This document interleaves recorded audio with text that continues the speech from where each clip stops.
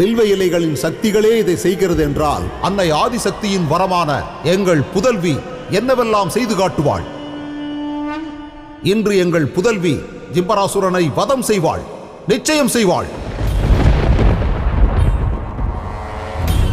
ஹரஹர மகாதேவா, ஹரஹர மகாதேவா, ஹரஹர மகாதேவா, ஹரஹர மகாதேவா.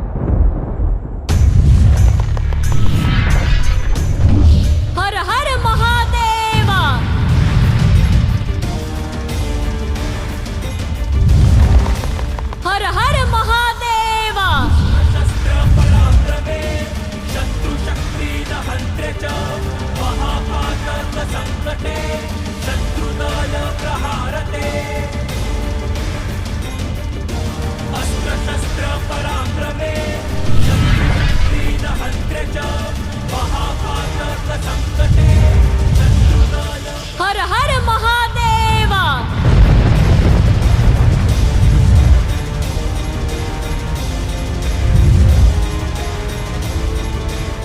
கன்னியாகுமரி,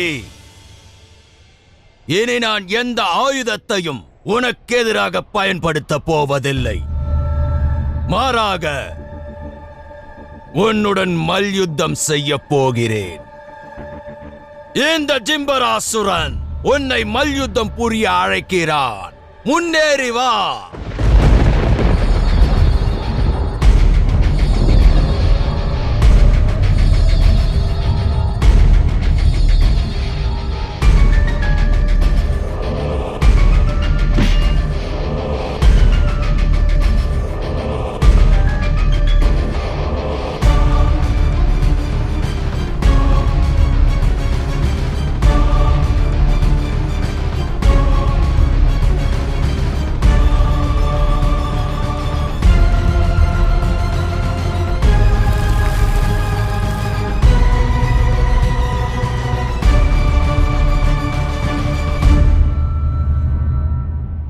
எந்த ஆயுதமும் உன்னை எதுவும் செய்யாது என்ற கர்வம் அல்லவா? ஆனால் இன்று இந்த மணலும் உன் உடலுக்கு வேதனையை தரும். இலைகளின் தாக்கம் உன் உடலை காயப்படுத்தும். ஏனென்றால் நீ பாவம் புரிந்தவன், பாவம் புரிந்தவன்.